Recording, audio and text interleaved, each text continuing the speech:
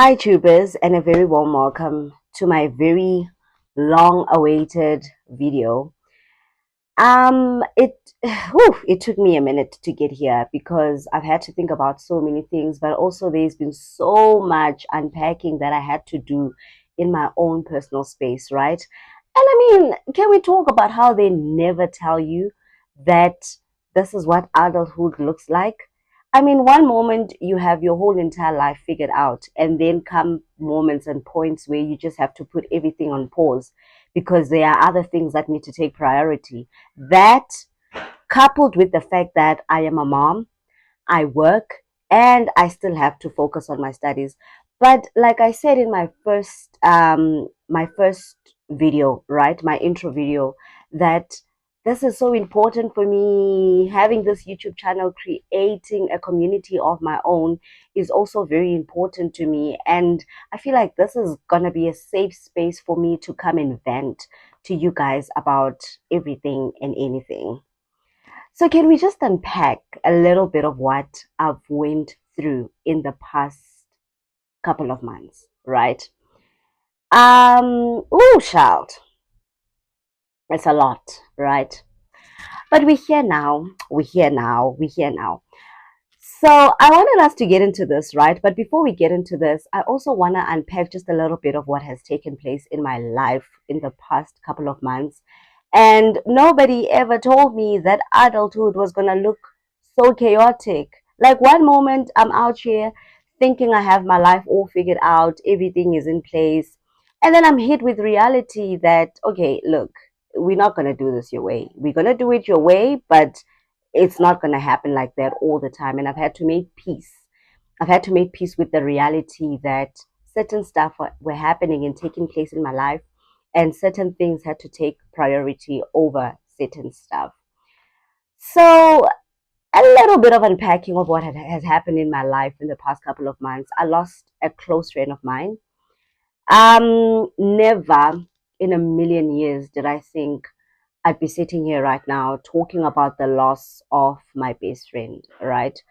I think that's another reason why I feel the need to come and do this video, because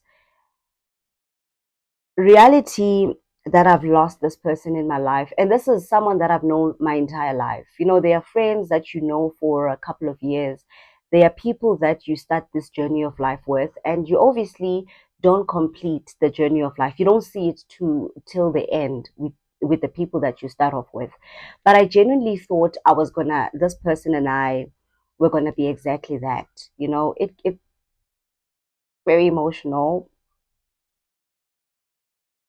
It's a very emotional moment for me. But I think one of the reasons why I feel the need to really push with my content, I mean, on top of the fact that already I love coming in front of the camera and having to do this, right? But I think now I have the motivation and the courage to do it moreover, because I know that this is what the person would have wanted me to do. I lost a very close friend of mine about a month and a half ago, and I had to drive back home. I had to travel back home for her funeral. It was such a painful and a traumatic experience for me to go through. This is someone I've known since I was two. I've literally known this person my entire life, and a lot of the things that I've done in my life were with this person. A lot of decisions that I've taken in my life, back when I used to still live in the Northern Cape, because I'm originally from the Northern Cape, were definitely with this person. So never in my wildest dreams did I think I was going to wake up one day and they were not there, especially given the fact that they were so young, you know. So I traveled back I had to travel back home in this month, I suppose. And when I tell you, attending her funeral was a traumatic experience on its own. And I had already told the family that I wanted to speak at her funeral, because I've known this person my whole entire life, and they played a huge role. They were very impactful in majority of the decisions that I've made. And there were moments where a lot of people don't know this. A lot of people don't know this, but there were moments where I didn't believe in myself, or I didn't know what route I would want to take in life, what life choices I needed to take. If there was anything, whether they were unsure about their very own journey in life, they always made it a point to let me know that, look, this is what you're good at and continue pursuing it. They genuinely really, for as long as I've known them, made me believe in myself, and you don't just find that type of friendship anyway. And I mean, coupled with the fact that I've known her for that long, and they had not only become a friend to me, this person was literally a family friend. When I tell you that I didn't look at this person as a friend or someone that lived across, from the house across my house, they were genuinely and literally family to me. So they were exactly family to me. So now the harsh reality of traveling back home to lay this person to rest, when I've laid so many of my family members to rest, with this person right beside me, being that moral support that I needed in my life, was very weird. It was very strange. And I don't know, man. I'm to this day, I'm still struggling to believe that, she left me. She not only left me, because she has siblings as well. She had sisters, and coming to terms with that, with the fact that she has completely departed from the world, and I'll never get to see her again. I'll never speak to her again. All the traumatic things that a grieving person goes through. I think I'm going through it, but more than anything else, I'm more concerned for a friend of mine who happens to be her sister. How she deals with this, because loss is such a very it's it's very traumatic on its own. It's such a traumatic experience on its own. And to think I'll never wake up and be able to pick up my phone and call this person, that harsh reality alone has hit me harder than anything else that I've experienced in this year. But we're nearing the end of the year, and I was telling a friend of mine, I can safely say that the year hasn't really been that. I mean, besides the loss of my friend, overall, I don't think the year has been that terrible or that bad for me. I've had a few losses here and there, but you soldier through life. I suppose. I mean, that's what adulting has taught us, and I'm suppose that's what we go through. Generally, you just go through moments where you learn certain stuff are for you and certain stuff are not meant for you. Certain routes are meant to be taken, certain routes are better left alone. Relationships, friendships, anything, life in J works. I don't want to be sad. I don't want to be sad at all. Look, if you haven't already, please do subscribe, hit the notification button, and make sure to join my community of people. I know that in the past couple of videos, I haven't enabled my comments. I need to do better. So that means I need to open the comment section below so that you're able to leave your comment, share your experiences of what it was or what it's been like for you to lose a loved one. I've lost so many people that I love in my life, and to this day, it's an experience that will forever be traumatic. And I know life and how it works. Chances are I'm still gonna lose more people, and hopefully, it's never the ones I love. Now, anyway, tubers, the reason we're here, SlayQueens on Showmax. If you haven't already, I will highly, highly recommend that you go and watch this show, right? So it's very funny, right? Because when you live in Joburg, when you live in these Joburg streets, honey, if you've been around like I have been around, you know very well that this is reality for most girls, right? A lot of people, especially females, there comes a phase in your life where you just want the glamorous life. You just want a little bit of lavishness, a little bit of traveling, a little bit of let's go to Cape Town, a little bit of let's go to Mars, let's go out of town, let's go out of the country. And I don't know what my expectations were going into watching this show, but I watched the last and final. I don't know if it's the final, but I've had to wait literally week after week after week after week so that I'm unable to unpack the entirety of it at the very end. So I'm not sure if the fourth episode was the last episode of the show, but all I know is I've had to watch the first episode, which happened about a few weeks ago. I've had to watch the second, the third, and then when I watched the fourth installment, that's when I was like, honey, you know what? Hold it right there, okay? I think I've seen enough. I think it's time now we unpack the whole thing. I think it's time now we talk about the entire thing. Now let's get into it, right? Okay, so on the very first episode of this show, we are introduced to the girls that I suppose supposedly are the slay queens of the show, right? Okay, so again, I don't know what my expectations were going into watching this show, but I've always had curiosity to know more about this world. I mean, I am a social media hun. I'm constantly always on social media. I would always be on Twitter. I've always been a Twitter person. I've always went on the now X, formerly known as Twitter. I would go on the app and I would always like check the comments on the literally majority of the time when something is trending on Twitter, it has got something to do with the life of slay queens, right?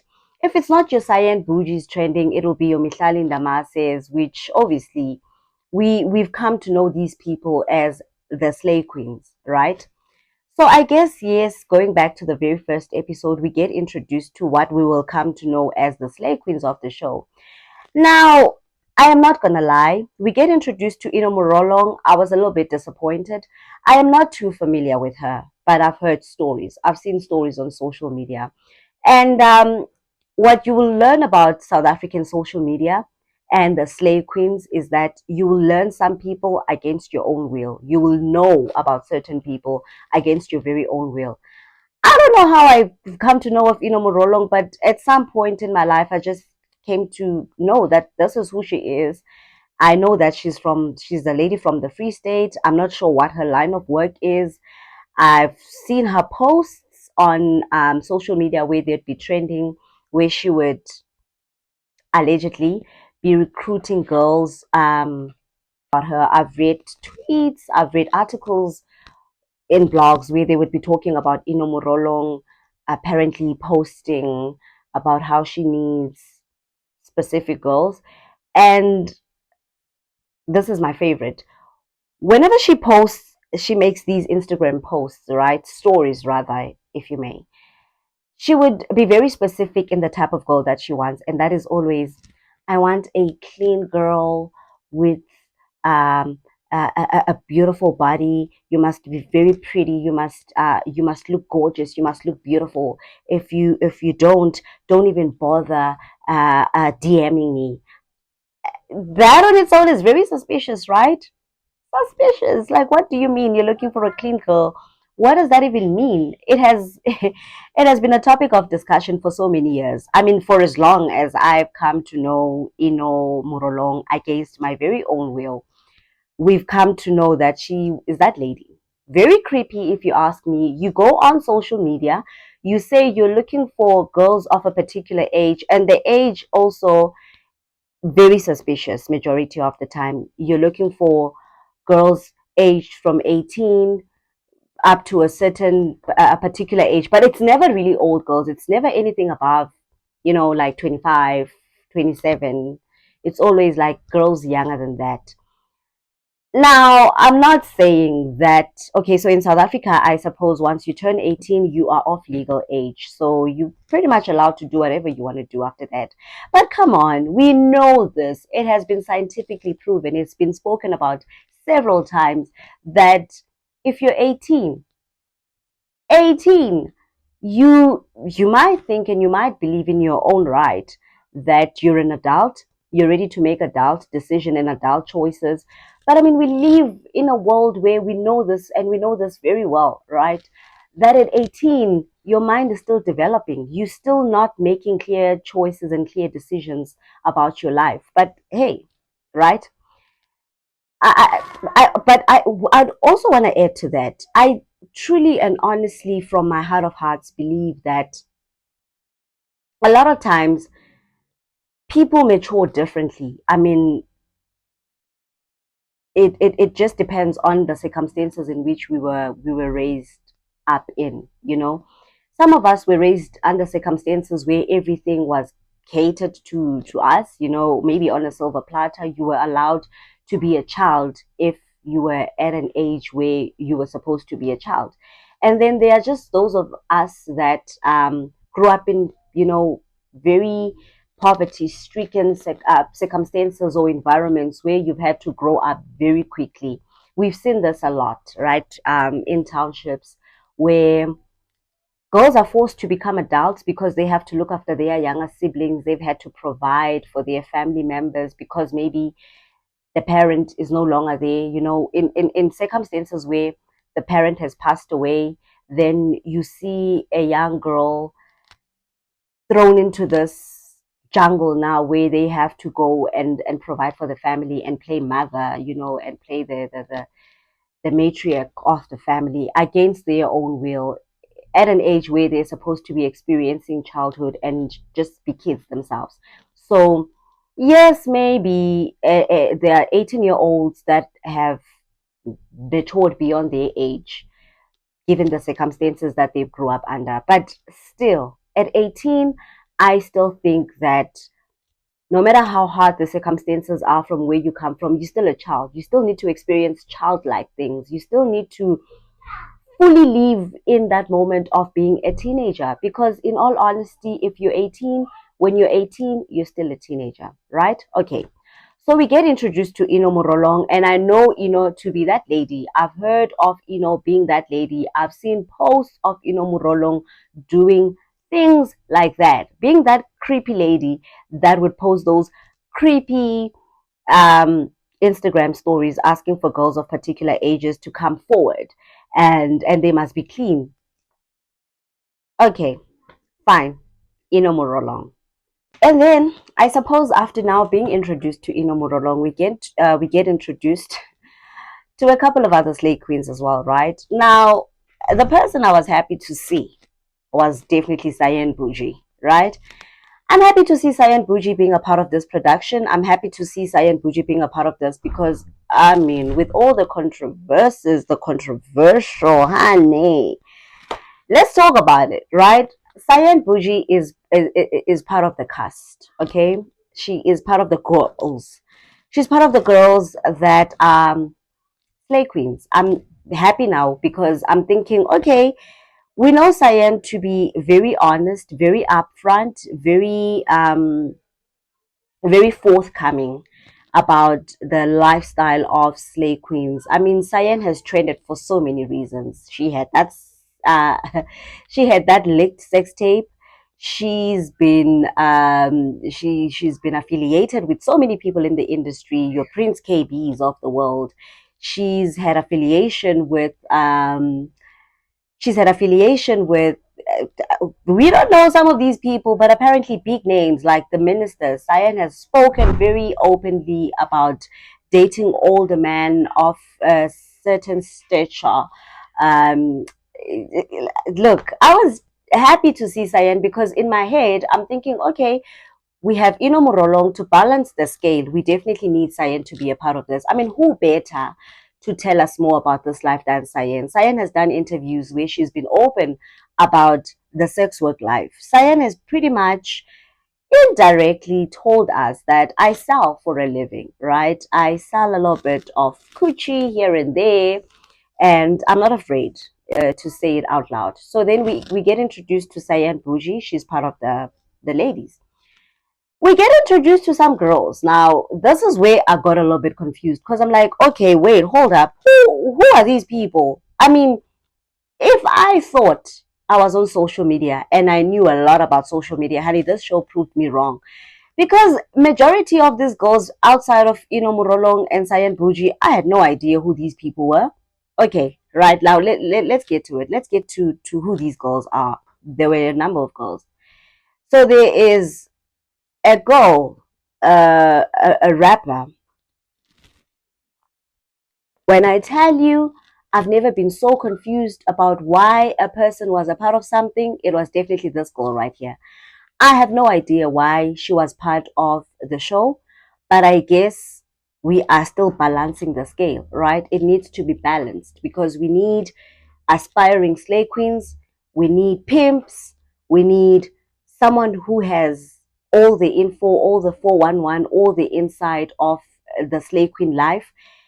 And I guess of these lists of these list of people that I've named, she falls under the aspiring one.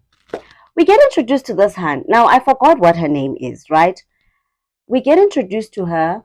She tells us a little bit about her life. So what I pick up from why now the producers or the directors of the show would want someone like this to be a part of the show is that we're looking for someone who's I'm guessing aspiring to be a part of this, right? So they introduced this hunt to us. She tells us about herself. She works. She works at a bank. She obviously can't name the name of the bank she works for, but she is definitely not a slay queen for a living. She is just a Han who happens to work at a bank and who happens to be a rapper in her spare time. But I'm guessing she had to be a part of the production because she's an aspiring slay queen, or she's looking into getting into this life, or as some people on social media have assumed while watching this show, that she probably is dating someone in the production team and she needed to push her brand. So she became part of the team.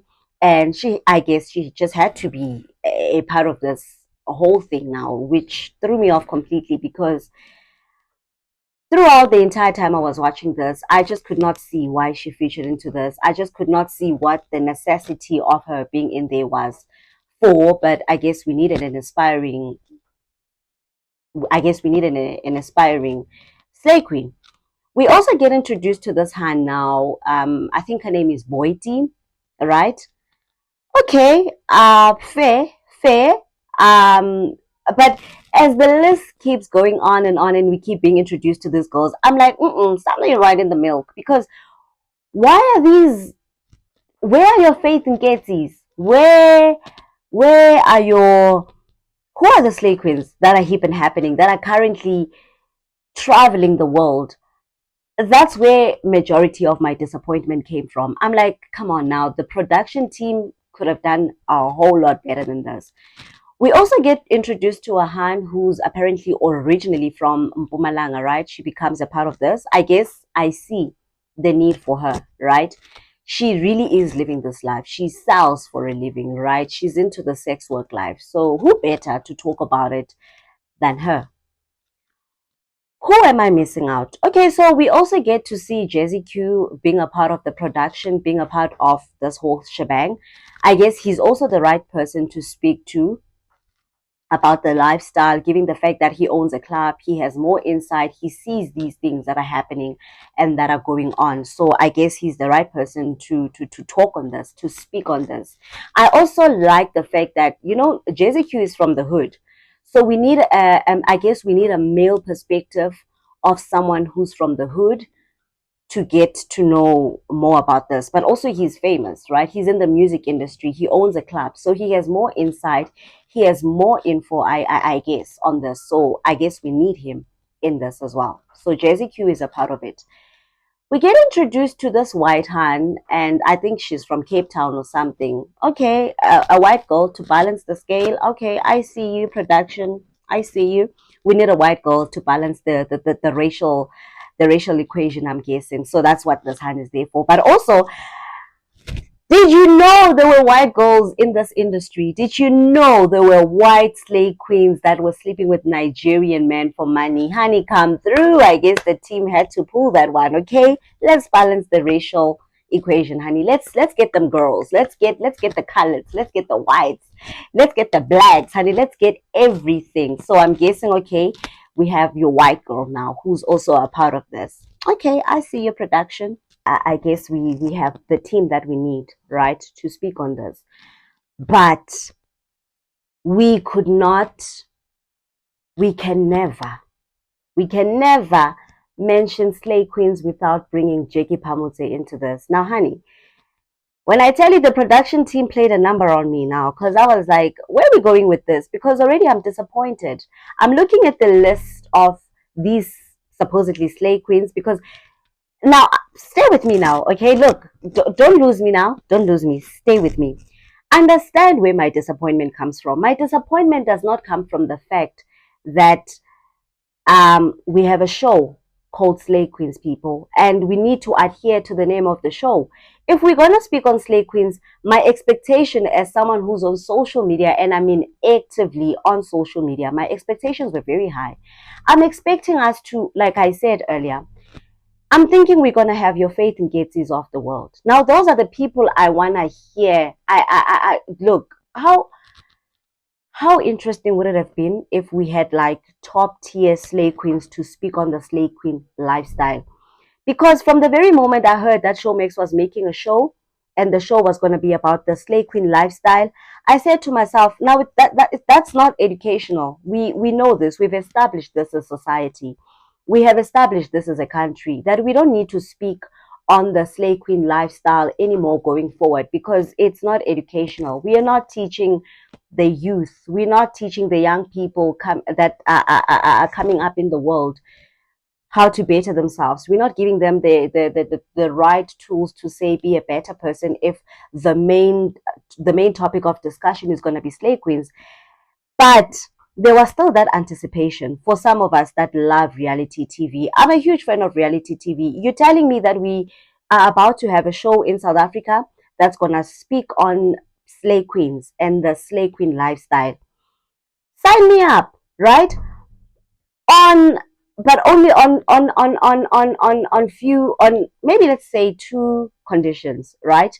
They need to be very honest about this lifestyle, and by honest I mean these girls are going to need to be forthcoming about what goes down behind the scenes. We've heard terrible stories about Slay Queens traveling to Dubai, traveling overseas, only to have very terrible things happen to them. Some of them have never been able to come back home because they die over there, right? Trying to be Slay Queens, trying to live this lavish and luxurious lifestyle. We never get to see them back. They die. Some of them come back, but they're traumatized, and life never looks the same for them because they go there with a certain expectation of coming back, living a certain lifestyle, and things never really go their way, and they lose themselves in the process. We've heard we've heard of such stories, right? So my disappointment mainly came from the fact that I don't know who these people are except for Inomurolong and I'm Cyan Bougie, Jazzy Q. I don't know the rest of these girls. But I'm thinking, okay, let's give this show the benefit of the doubt. If they're gonna speak on the Slay Queen lifestyle, it's probably something they've lived, right? So maybe we don't always need, this is me now trying to make sense of why we don't have well-known celebrities, or rather well-known celebrity Slay Queens on this show, because we know of a lot. How many of these Instagram hands do you see on Instagram? They don't work. They don't have a 9 to 5. You know very well they don't come from a wealthy background. You know very well that their parents are not rich. And yet they get to travel every other day by private jets.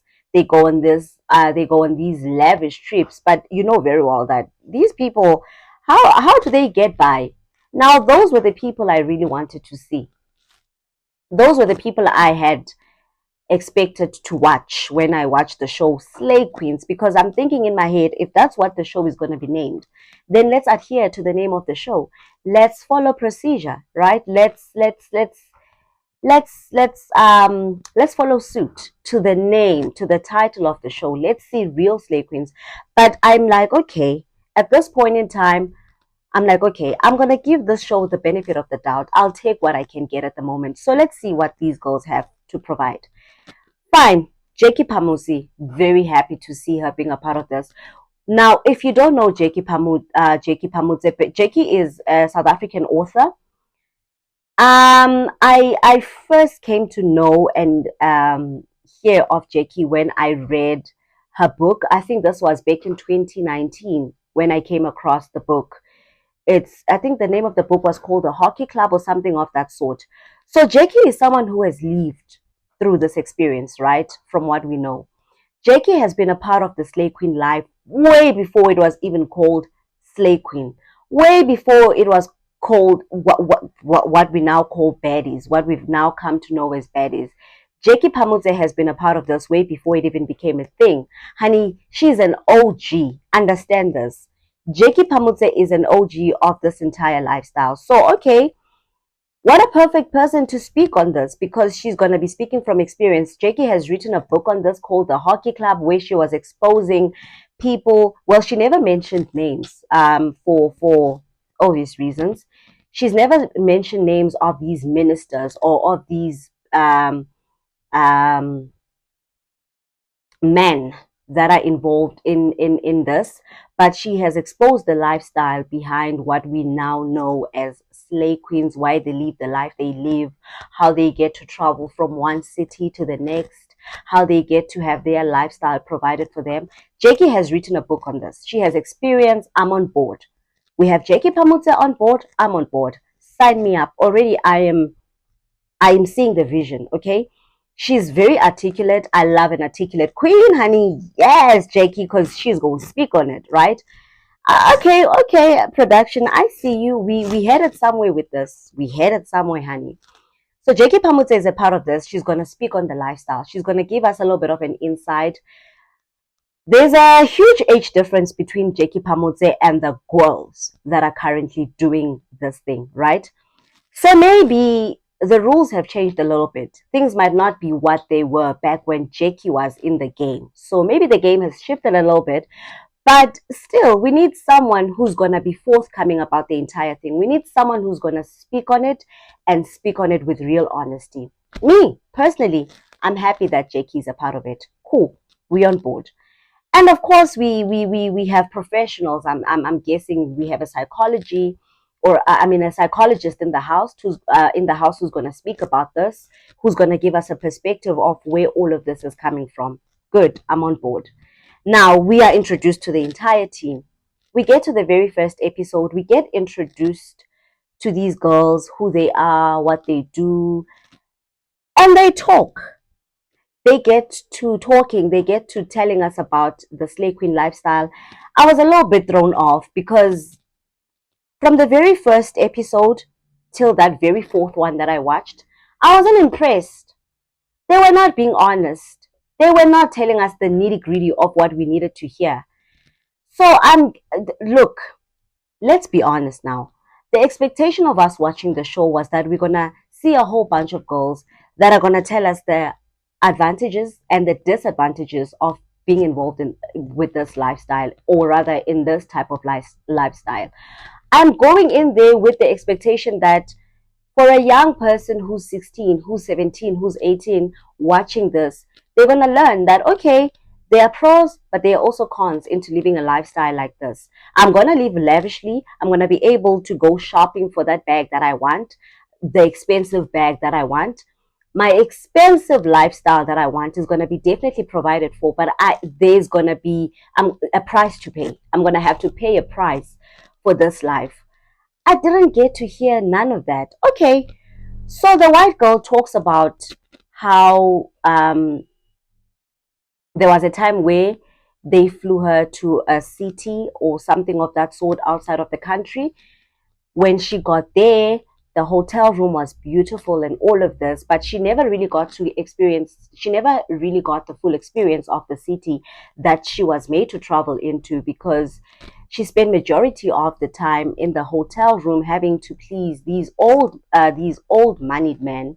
And she speaks about this horrible experience that she had during this time, where she says she was drinking one moment and then the next she woke up, have no idea how many days it's been since she's been passed out, but she had blacked out. She wakes up in a room and has no idea what has happened to her. But one thing she knows for a fact is that she felt violated during this time, right?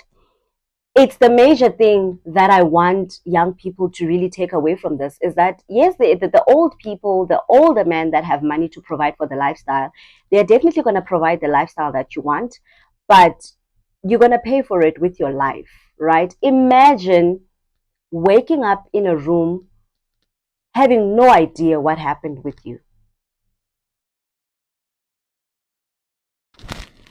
Imagine one moment you're sober minded, you have a full understanding of your surroundings and what's happening around you.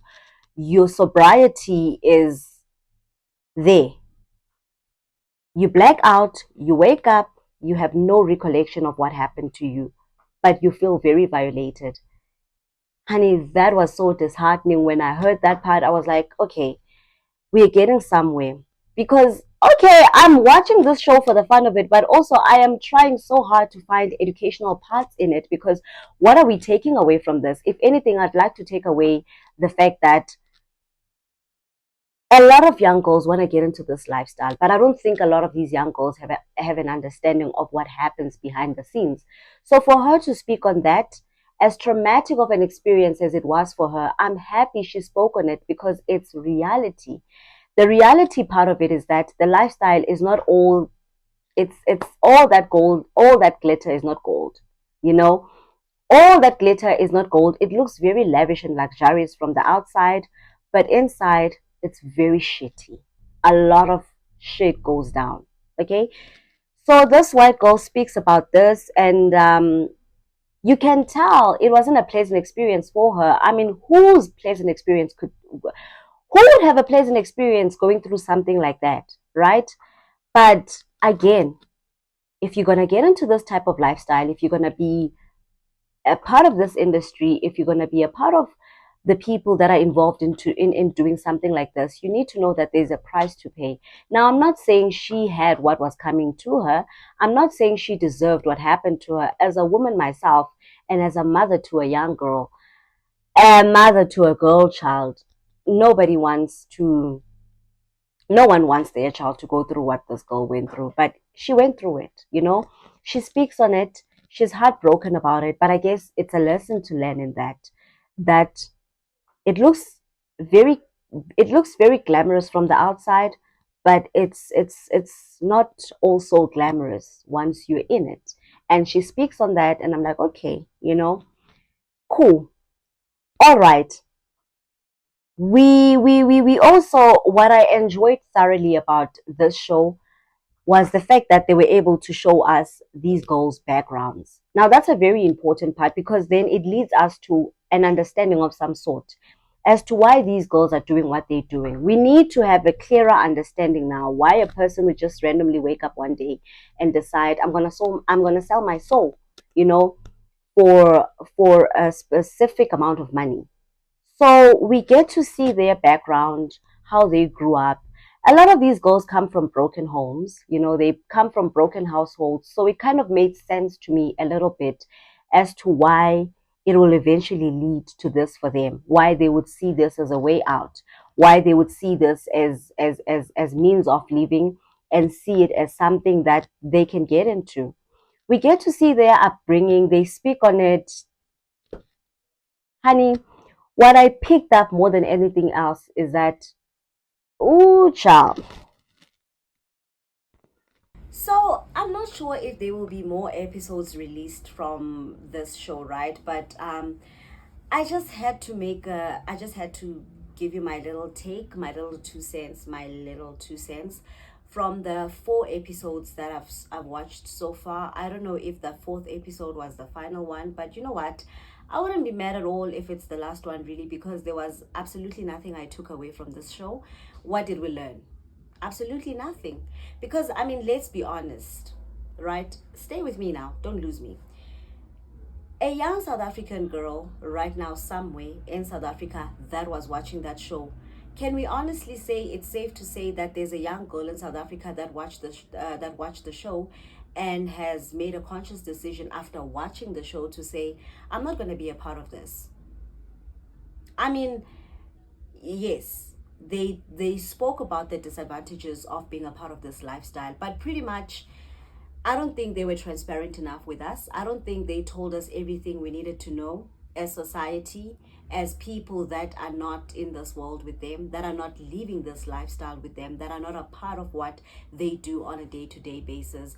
I don't think they were that open with us. I don't think they were as open as they should have been with us, because there's a lot they didn't speak on. What about the stories we've heard of women that get killed? Okay, so there was no one to speak on that because they were all alive and well. So I guess they only have nice things to say.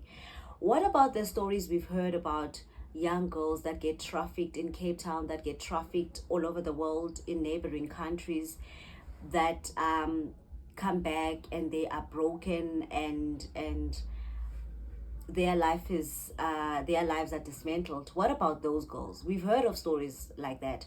What about those girls that date Nigerian men and they get into these super abusive relationships with them because once they are under their power, they want to take full control of, they want to be in full control of their lives, and life falls apart for them because they don't have a job, they are solely dependent on this man, and they discard them after they are done with them? What about those hands? Because I mean, yes, we hear about Murolong talk, but she was just not as transparent. Tried making it look like she works super hard for everything she has. She wasn't transparent about her line of work. She wasn't transparent enough with us to say, look, I pimp girls for a living. Do you get what I'm saying? She literally, what we know to do, she recruits young girls, sells them to the highest bidder, gets her fair share. That is pimping. You can go anywhere in the world and try to find a description of what that is. That is pimping. They were not transparent enough about that. She wanted to sit there and talk about how everything is so hard for her, how she has to work hard to make ends meet for herself, and she has to provide this life for her child that she never got as a kid. You are providing a certain lifestyle for you and your child at the expense of other women that get violated by older men in exchange for money. There was no transparency in this show whatsoever. I kind of get the vision of the producers and where they wanted to go with this show and where they were taking everything, but I don't think it hit where it needed to go. I don't think it was what they had envisioned for themselves, because it definitely wasn't what I had envisioned. Now, what my vision and the producer's vision might be two completely different things, but all I'm saying is, after watching this show, I will definitely rate it a 4 out of 10, because I can tell you right now that there is still a South African girl out there who watched this show from the very first episode up until that very fourth last episode that they showed on Showmax. And I can tell you that there's still a girl that will go ahead and still do what they want to do to make ends meet. They will go about their way and date older men in exchange for money or for a lavish lifestyle. And they learned absolutely nothing from this, because what did we learn from this? We learned that, okay, you can have an agreement with an older man that they're going to pay you a certain amount of money, and shit happens. They get into a room, they shit on themselves, they throw up and vomit everywhere else. You are left to clean up the mess, and you don't get half of what you agreed on. Yes, because they didn't get to have the sexual intercourse with you, which was what was initially supposed to be the whole point of everything: sex, right? That's what this is. It's sex in exchange for money. If they don't get what they want from you, if they don't get what they want out of you, you're going to pay a very hefty price for that. So I don't think we learned what we needed to learn from the show. They tried to be as transparent as they possibly can with us, but I still don't understand how this thing works. And I still don't understand why people do what they do. We had a professional trying to explain to us that, yes, their upbringing is a huge part of why these girls get to do what they do. That, fair.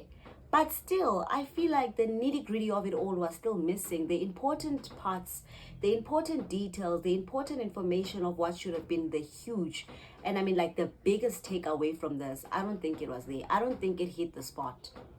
I don't think we got to know, we got to learn what we needed to learn. I don't think we got to understand what needed to be understood. So that is pretty much I think that is pretty much my take from this entire show. they tried to make it as educational as they possibly can.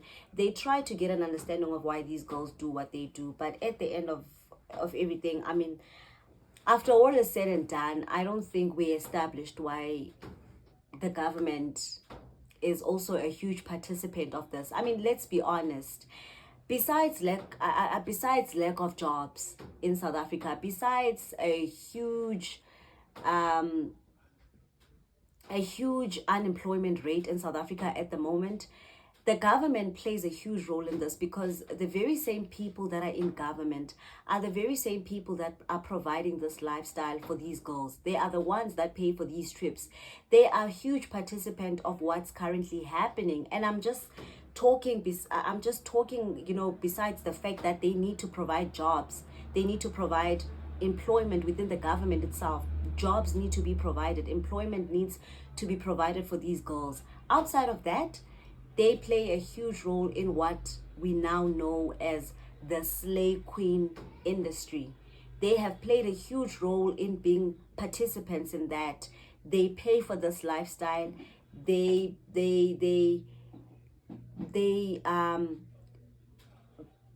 promote this lifestyle in ways they probably don't, probably not even aware of, you know, but they are definitely a huge part of this whole slay queen pandemic that the country is currently facing. And I don't see it changing anytime soon. And I don't think they understand just how detrimental the role they play in this is. I don't think they understand just how huge of a role they play in what now looks like what we're currently facing as a country. And it saddens me to say that I absolutely took nothing from it. I have no interest in that lifestyle. Can you imagine for someone that wants to get into that lifestyle? I don't think I don't think any preventions were established to say, look, if you are thinking of getting into this, please do yourself a favor. Do not look into this lifestyle. If anything, they provided more reasons why young girls in South Africa should go ahead and be a part of this lifestyle, because they spoke so much about how they get these free trips to everywhere across the world. They get to travel to Cape Town. They get to travel to Dubai. They get to travel places. No lessons learned. No lessons learned. And this also from the very same people that say they were violated. The very same people that spoke on very harsh realities of parts of what this whole thing is. But all I'm saying is I don't see it changing anytime soon. If anything, it gets bigger and bigger and bigger. The industry is not getting anywhere closer to ending. We are still yet to experience this with generations to come. If as a parent, you are not going to sit your child down and make them understand of the circumstances that they currently live under, and how important independence is, and how important it is for you to get your education, get your money right, get your finances right, get your dream job, and not have to look up to anyone to provide a certain lifestyle for you. If parents don't play their role, unfortunately there isn't much that can be done to prevent this from happening. It's still going to be a pandemic in the country. I'm afraid it's still going to be an ongoing thing that it's still going to be a conversation. Yeah, overall the show itself was not really much needed. They could have used all of that energy, tools and equipment to redirect that energy someplace else for, I don't know, you know, to try and play a part in the employment rate in South Africa. I don't know. They could have done something different. They could have maybe try and had an impact in the youth, or an impact in the television industry as a whole. I mean, an entire channel, an entire. And you know what saddens me is that this is not just like your regular channel. This is one of the biggest channels right now in South Africa. They decided that they were going to give a platform for these people to speak on this, really. But anyways, thank you so much for tuning into my video. If you haven't already, please do subscribe. Press the subscribe button. Please leave a comment below if you want to share your opinions on this conversation. It was a burning topic for me. It needed to be had. I had to discuss this. Otherwise, I was going to go crazy if we didn't bring this to this platform to talk about it, right? Please do leave a comment below, like and share the video, but most importantly, also hit the notification button so that you are able to get notifications from my YouTube channel. To promising consistency going forward, to more posting of videos. Thank you so much for tuning into my YouTube channel, and until we see each other next time, thank you so much, tubers, for tuning in.